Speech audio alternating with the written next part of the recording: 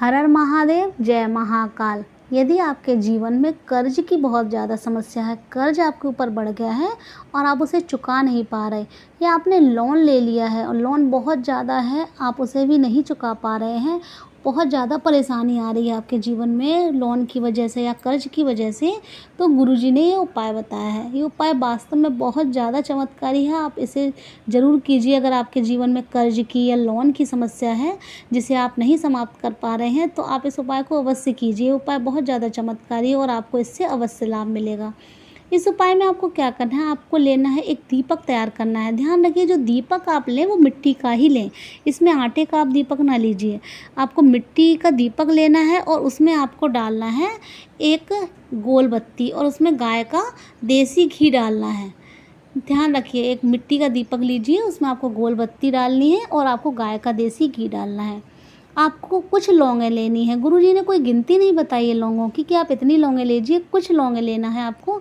तो कुछ आप ऐसे ले लीजिए, जैसे 5 ले लीजिए, 7 ले लीजिए, 11 ले लीजिए।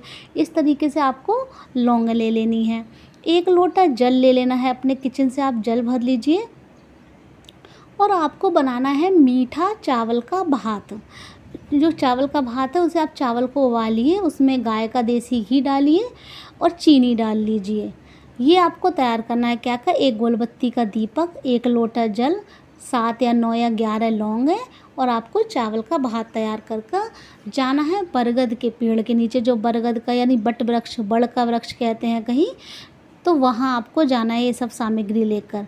फिर वहाँ जाकर जो आपने ये 7 लौंगे ली हैं या जितनी भी लौंगे ली हैं आपने, उसे आपको उसी भात में डाल देना है जो आपने भात बनाया है।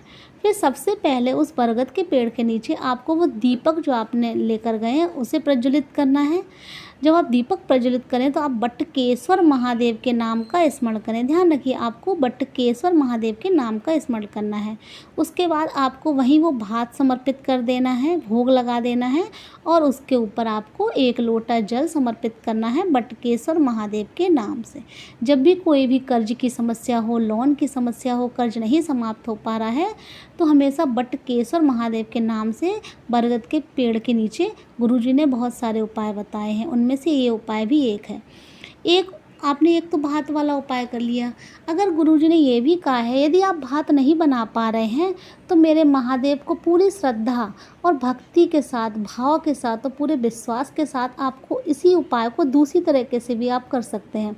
इस उपाय में आपको क्या करना है, जो आपने 1 लोटा जल लिया है उस जल में आपको वो 7 लौंगे या 9 या 11 जो भी आपने लौंगे ली हैं उनको आपको डाल लेना है उसी जल में। आप भात नहीं बना पा रहे हैं तो आप दूसरी तरीके से भी उपाय कर सकते हैं, लेकिन पूरे विश्वास और श्रद्धा और भाव के साथ। तो आपने 1 लोटा जल लिया किचन से, उसमें आपने लौंगे डाल ली और आपने जो दीपक एक लिया था गोलबत्ती का, वो वैसे ही बना लीजिए मिट्टी का और लेकर जाना है आपको बरगद के पेड़ के नीचे। वहाँ सबसे पहले आपको दीपक प्रज्वलित करना है।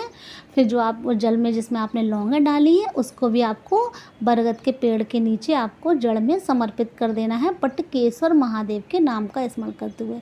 ये उपाय गुरुजी ने कहा है आप हफ्ते में 1 बार अवश्य कीजिए। अगर आपके ऊपर कर्ज की या लोन, चाहे जितना भी लोन होगा, भगवान ऐसे रास्ते बना देगा कि आपका लोन जो है वो धीरे धीरे समाप्त होने लगेगा।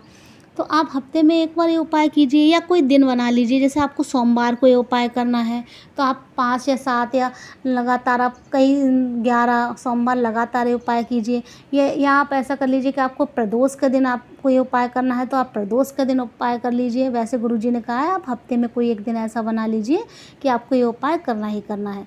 देखिएगा आपकी जो भी लोन की समस्या है, कर्ज की समस्या है, वो भोले बाबा अवश्य समाप्त कर देंगे और आप पूरी तरीके से कर्ज से मुक्त हो जाएंगे।